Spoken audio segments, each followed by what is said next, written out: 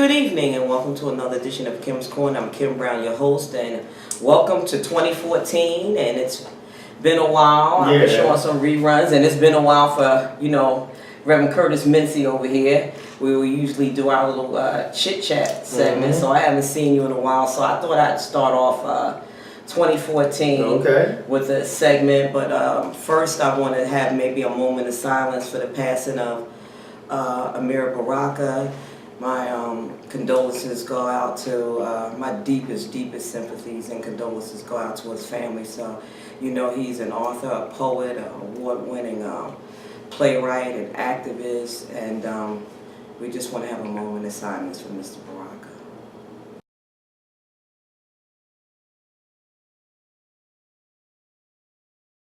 On the lighter side of things, there's a lot of things going on in the news right now. Yeah, a whole lot of stuff. A whole lot of things going on. Well, Mandela passed, and now we have Amir Baraka, and former Prime Minister of Israel just died too.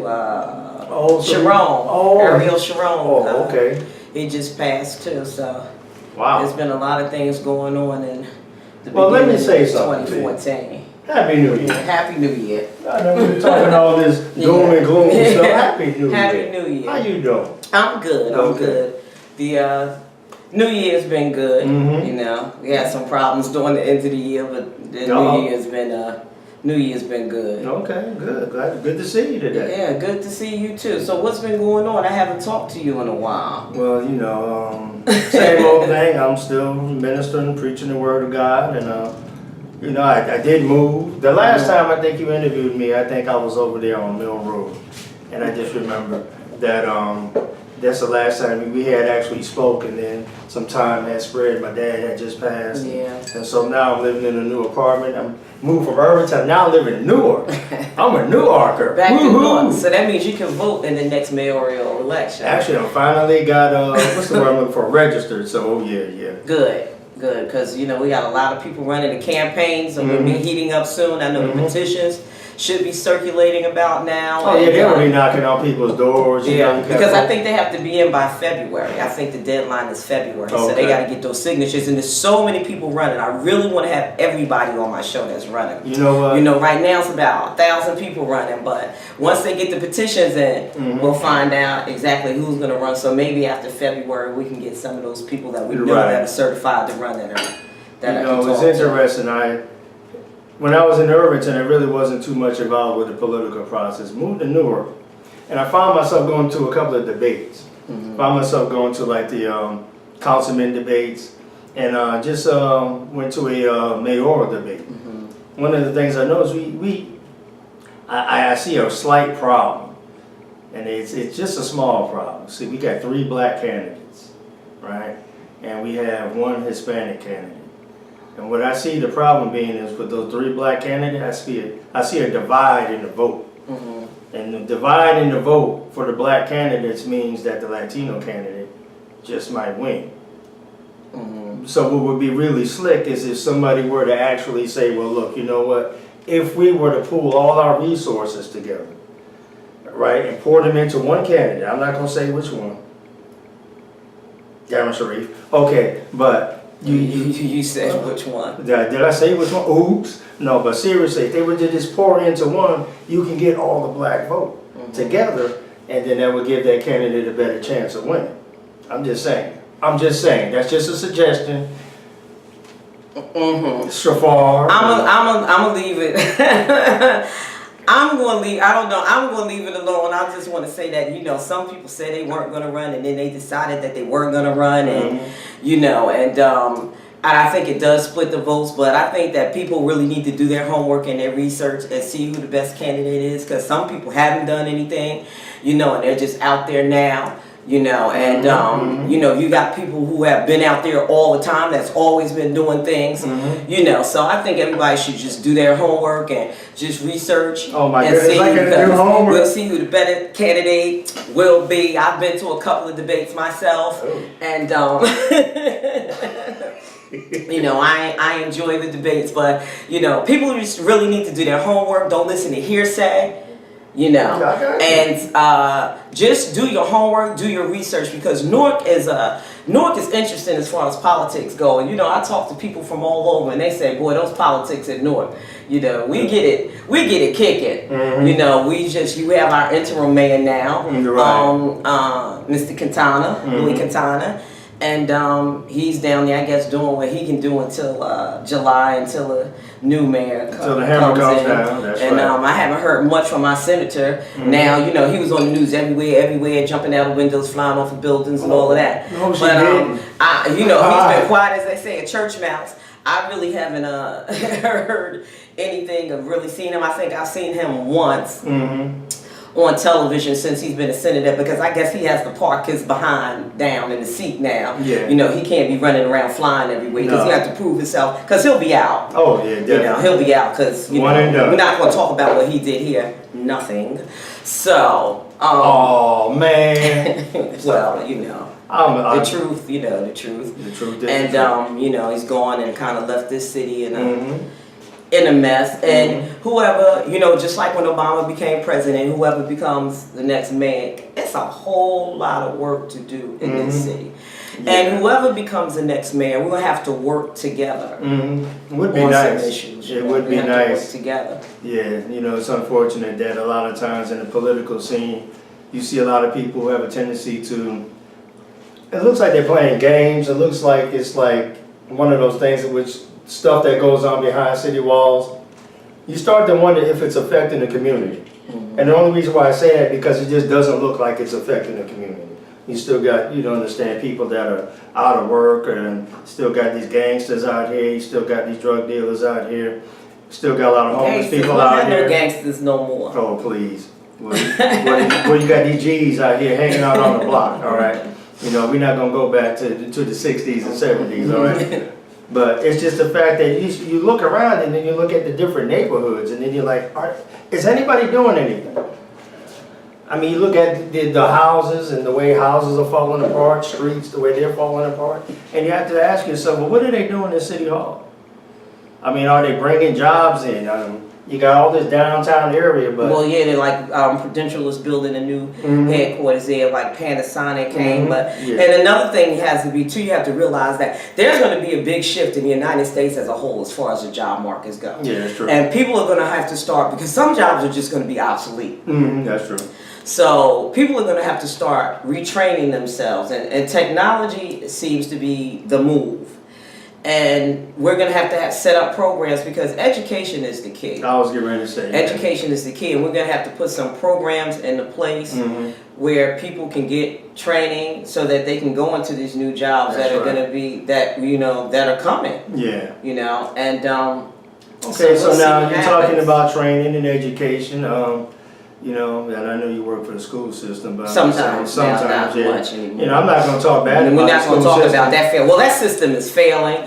And okay, we are going to talk about the school system. The state has been in for like 18 years, and it's just it's a failing system. And Cammie is closing all these schools, you know. And you sit there, and she doesn't engage people. You know, I can't watch her, and I usually don't feel that way about people, but I really can't watch her because she annoys me.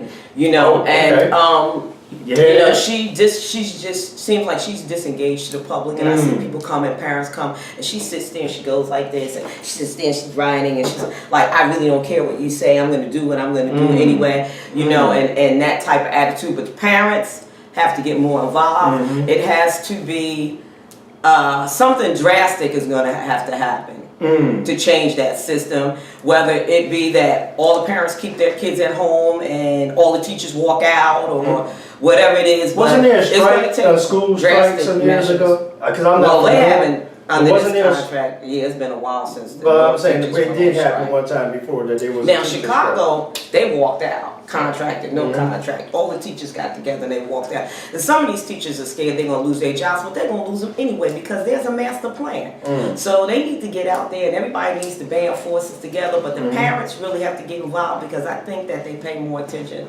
you know, to the parents than they do to the teachers. A lot of teachers have lost their jobs, and you know, schools are closing, and You know, then there's going to be more teachers out of work, but then they sit in a rubber room that they call an office and they just file and they're still getting paid. Are they bouncing off the walls? So they're still getting paid, you know. So it's just it's a waste of taxpayers' dollars. But and on that note, I said we weren't going to talk about the school system, but we did. But on that note, I'm going to take a break. We're going to hear a word from our sponsors. We'll be right back. Stay tuned. Hey, better watch Kim Corner. Don't you touch that down.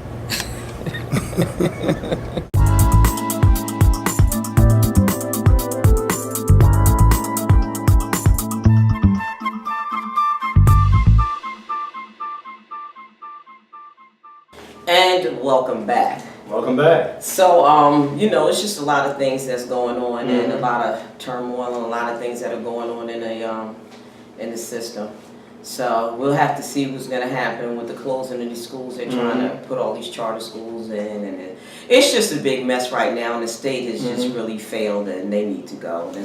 You know, it's really unfortunate though, because it affects the next stuff like that affects the next generation. And the thing is, I mean, if our children are being, shall we say, if they're not being trained correctly, educated correctly. Well, it starts at home. You know, well, you know, at home, but you understand, I'll tell you something about home. I know not everybody, it makes a good parent. I know that. I know, I mean, people can be mommies and daddies all day long and just spit babies up, but not everybody makes a good parent, which is unfortunate. But in the ideal world, that would be nice that you had parents that would sort of get the ball rolling a little early, you understand. I remember my mother reading to me when I was little, and so I developed a love for reading. She should have showed me how to add and subtract when I was little, but that's another story right there. Love you, Mom, but God bless her. But the thing is that, yeah, this affects not just individuals, but it affects the whole community. And you know, when you look at the whole community, it's as if there's a sense of hopelessness. Wherever I ride in certain areas of the city, it's just like nobody wants to do anything. Nobody has any a drive or any you know motives or any future goals or anything. It's just they just want to just hang out in the street. You understand? Get high with their friends sometimes, maybe make some children. You know, I mean, it's just like, where's that drive? You see in other communities, you know, the schools, they're preparing kids to take these tests. Well,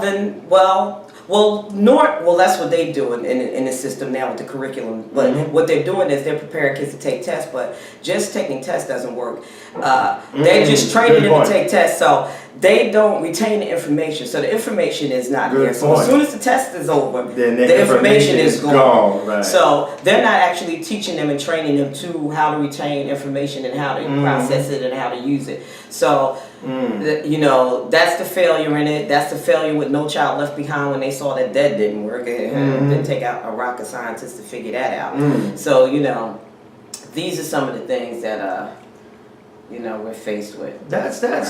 But it all begins at home. You made a powerful statement, though. You made a powerful statement.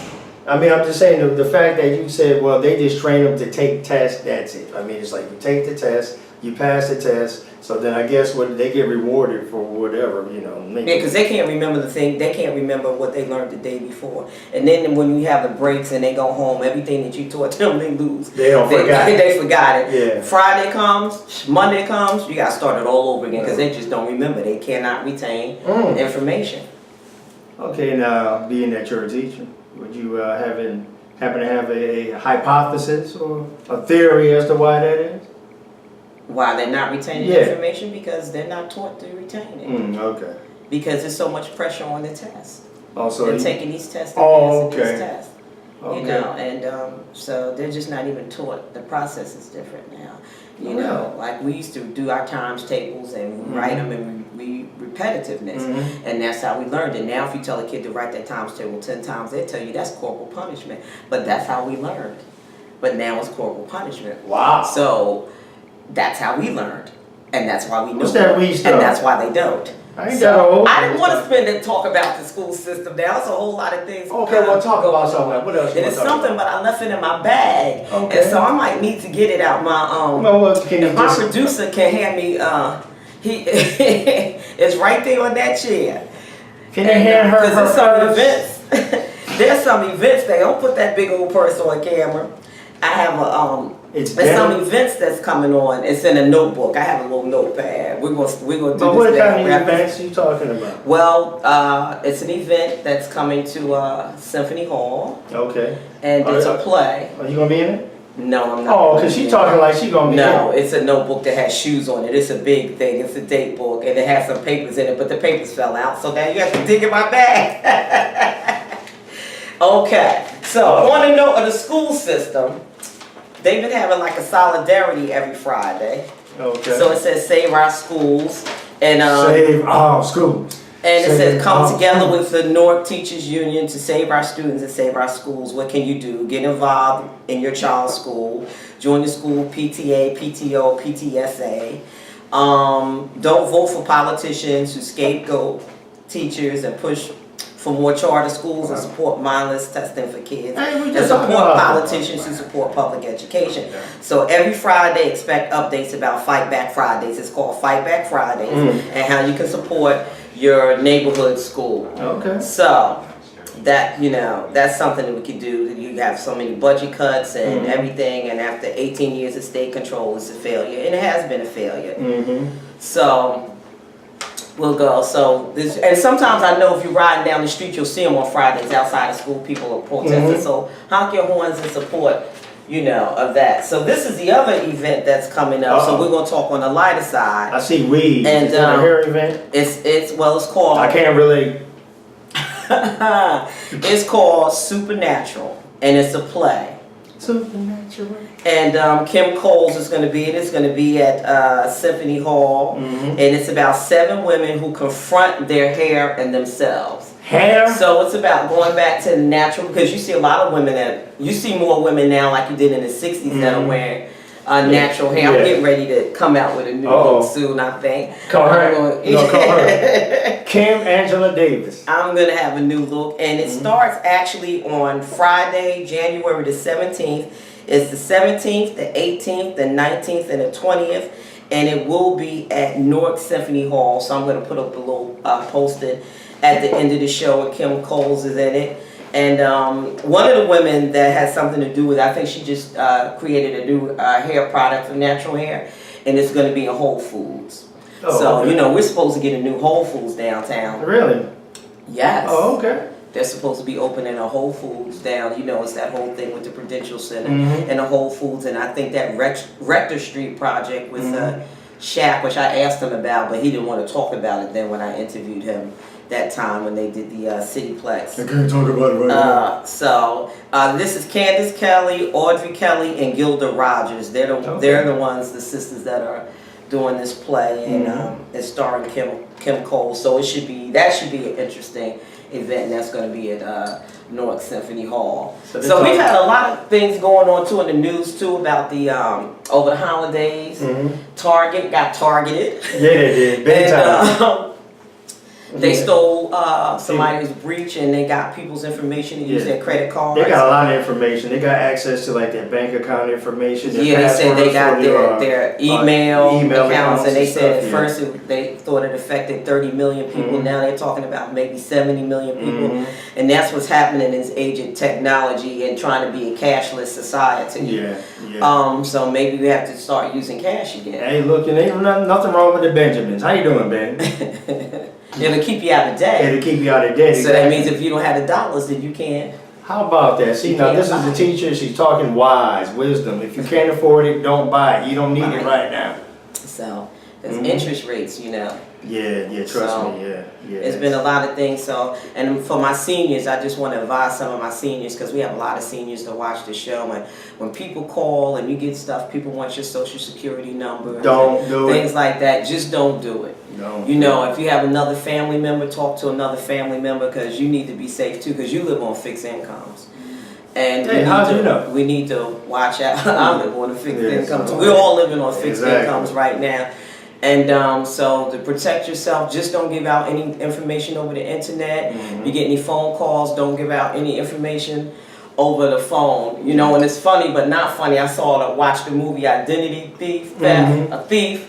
And I can't think of who was in it. And she actually called him. He thought it was his credit card company. He gave her everything, the mother's maiden name and everything. And she went out, and that's what she did.